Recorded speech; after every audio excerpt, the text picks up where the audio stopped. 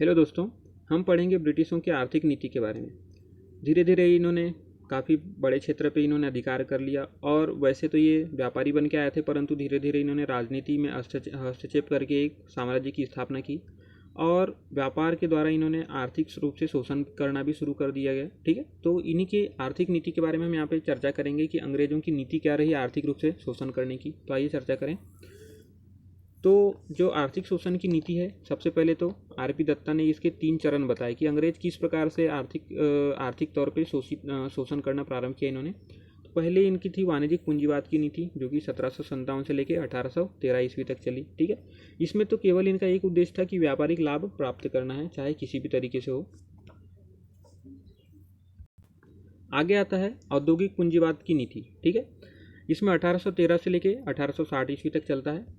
इसमें जो 1813 का कंपनी एक्ट आया, ठीक है, 1813 का एक्ट आया, उसमें कंपनी का एकाधिकार अर्थात जिस प्रकार से इन्हें एक अंग्रेज़ों के द्वारा या यूँ कहें कि इंग्लैंड की महारानी के द्वारा पूर्व के देशों में व्यापार करने के लिए एकाधिकार प्राप्त हुआ था, तो वो इनका एकाधिकार समाप्त हो गया। अब इसके अलावा अन्य का जो यूरोपीय कंपनियां या इंग्लैंड की कंपनियां थी, वो भी भारत में आके व्यापार कर सकती थी। ठीक है, इससे क्या हुआ, बहुत सारी कंपनियों ने भारत में आगमन हुआ, धीरे धीरे उनके जो है माल सस्ते हुआ करते थे, इसलिए भारतीय जो उद्योग हुए, जो भी उद्योग धंधे यहाँ पे प्रचलित थे, वो धीरे धीरे इनका पतन होना शुरू हो गया। ठीक है, तीसरा अगर इनका नीति देखें तो वित्तीय पूंजीवाद की नीति है, जो कि 1860 से लेकर 1947 ईस्वी तक चलती।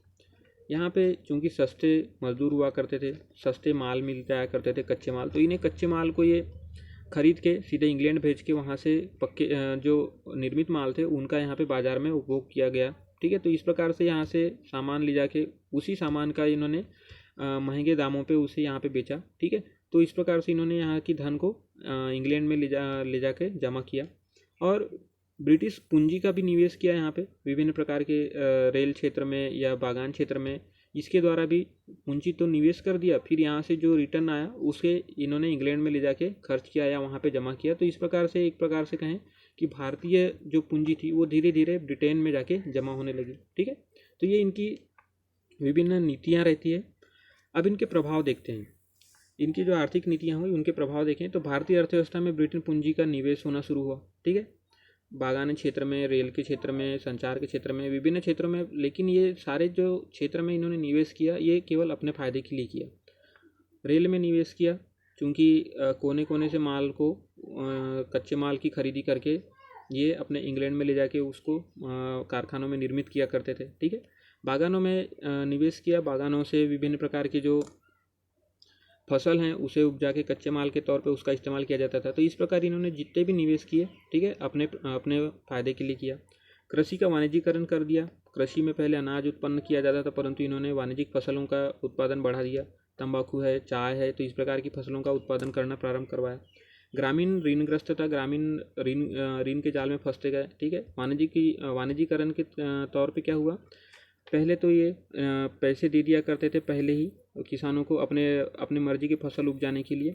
फिर जब फसल कट जाती थी तो उसे औने पौने दाम पे खरीद लिया करते थे और इस प्रकार किसानों के पास कुछ बचता नहीं था, तो वो अपने पूरे साल भर चलाने के लिए वो ऋण लिया करते थे।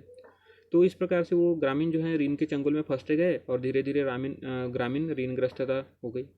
विऔद्योगिकरण कर दिया। ठीक है, नगरों में जो शिल्प थे और ग्रामों में जो हस्तशिल्प थे, धीरे धीरे इंग्लैंड का जो निर्मित माल है वो आने लगा और इन जो नगरीय हस्तशिल्प और ग्रामीण हस्तशिल्प है इनका पतन होना शुरू हुआ। ठीक है, संपत्ति का पलायन होना शुरू हुआ। यहाँ से निवेश करने के बाद यहाँ से जो सामान या कच्चे माल होते थे उसे इंग्लैंड में ले जाकर निर्मित करके फिर से यहाँ पुनः बेचा ज़्यादा अधिक दामों में। तो इस प्रकार से भारतीय जो पैसे थे या भारतीय जो धन था वो इंग्लैंड या ब्रिटेन में जाके जमा होने लगा। ठीक है, सबसे पहले 1868 में दादा भाई नौरोजी के द्वारा जो आर्थिक नीति या शोषण की नीति इनका उजागर किया जाता है अपने poverty and un-British rule in India नामक पुस्तक में। ठीक है, इससे पहले तो हमें ये पता ही नहीं चल रहा था कि हम आर्थिक रूप से भी हमें शोषित किया जा रहा है, परंतु सबसे पहले दादा भाई नौरोजी के प्रयास से यह बात सामने आई।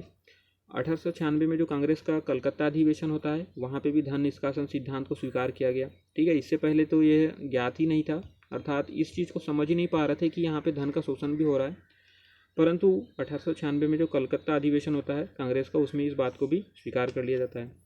ठीक है दोस्तों, हमने यहाँ पे देखा आर्थिक नीति और उनके प्रभाव के बारे में चर्चा की। तो ठीक है दोस्तों, अगर आपको जानकारी पसंद आती है तो इसे शेयर कीजिए। धन्यवाद।